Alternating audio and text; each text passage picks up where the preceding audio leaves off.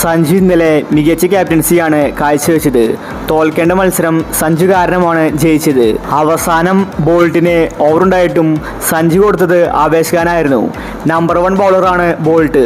എന്നിട്ടും സഞ്ജു മാറ്റി ചിന്തിച്ചു. ഇന്നലെ സഞ്ജു കളിക്കളത്തിൽ ഒരുപാട് തന്ത്രങ്ങൾ പയറ്റിയിരുന്നു. അതിന്റെ റിസൾട്ട് കളി കഴിഞ്ഞ് രാജസ്ഥാന് ലഭിച്ചു. ഇന്നലത്തെ രാജസ്ഥാൻ ഡൽഹി മത്സരം കണ്ട് പാകിസ്ഥാൻ ഇതിഹാസങ്ങൾ പറഞ്ഞ കാര്യമാണ് നമ്മൾ ഇന്നത്തെ വീഡിയോയിൽ നോക്കുന്നത്. ഇതുപോലത്തെ IPL ന്യൂസിന് വേണ്ടി ഈ ചാനൽ മറക്കാതെ സബ്സ്ക്രൈബ് ചെയ്യൂ. സഞ്ജുവിനെ ബാറ്റിംഗിൽ ഇന്നലെ തിളങ്ങാൻ സാധിച്ചില്ലെങ്കിലും ക്യാപ്റ്റൻസിയിൽ മികച്ചു നിന്നു. ഇന്നലത്തെ സഞ്ജുവിൻ്റെ ക്യാപ്റ്റൻസി കണ്ട് പാക് ഇതിഹാസങ്ങൾ പറഞ്ഞത് ഇങ്ങനെയായിരുന്നു: രാജസ്ഥാൻ ഈ IPLലെ മികച്ചൊരു ടീമാണ്.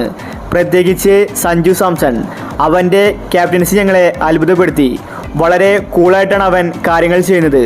അവൻ എന്താണ് ചെയ്യുന്നതെന്ന് നമുക്ക് മനസ്സിലാക്കാൻ സാധിക്കില്ല, പക്ഷേ റിസൾട്ട് വരുമ്പോൾ അത് വ്യക്തമായിട്ട് കാണാൻ സാധിക്കും. സഞ്ജുവിനെ പോലെ ഒരു ക്യാപ്റ്റനെയാണ് പാകിസ്ഥാൻ ടീമിന് ആവശ്യം. ഇത്രയും മികച്ചൊരു ക്യാപ്റ്റൻ ഉണ്ടായിട്ടും എന്തുകൊണ്ടാണ് സഞ്ജുവിനെ ഇന്ത്യൻ ടീമിൽ പരിഗണിക്കാത്തത്? സഞ്ജുവിനെ ഇന്ത്യൻ ടീമിൻ്റെ ക്യാപ്റ്റൻ വരെ ആക്കാനുള്ള ക്വാളിറ്റിയുണ്ട്. ഞങ്ങളാണ് സെലക്ഷൻ കമ്മിറ്റിയിലെങ്കിൽ സഞ്ജുവിനെ ഉറപ്പായിട്ടും ഇന്ത്യൻ ടീമിൻ്റെ ക്യാപ്റ്റനാക്കിയേനെ. അത്രയ്ക്ക് മികച്ച ക്യാപ്റ്റൻസിയാണ് സഞ്ജു കാഴ്ചവെക്കുന്നത്. കളി ജയിച്ച രാജസ്ഥാൻ ടീമിന് അഭിനന്ദനങ്ങൾ അർപ്പിക്കുന്നുവെന്ന് പാക് ഇതിഹാസങ്ങൾ വ്യക്തമാക്കി. നമുക്കറിയാം സഞ്ജു മികച്ചൊരു ബാറ്റ്സ്മാനാണ്. എന്നാൽ സഞ്ജു ബാറ്റ്സ്മാൻ മാത്രമല്ല, മികച്ച കീപ്പറും അതുപോലെ തന്നെ ക്യാപ്റ്റൻ കൂടിയാണ്. അത് സഞ്ജു വീണ്ടും തെളിയിച്ചിരിക്കുകയാണ്. രാജസ്ഥാൻ കളിച്ച 2 മാച്ചിലും ജയിച്ചിരിക്കുകയാണ്. ഈ IPLൽ തോൽക്കാതെ 2 മാച്ച് ജയിച്ച 2 ടീം മാത്രമേ ഉള്ളൂ. ഒന്ന് രാജസ്ഥാനും CSKയുമാണ്. ഈ 2 ടീമുകളാണ് ഈ IPLലെ നിലവിലെ മികച്ച ടീമുകൾ.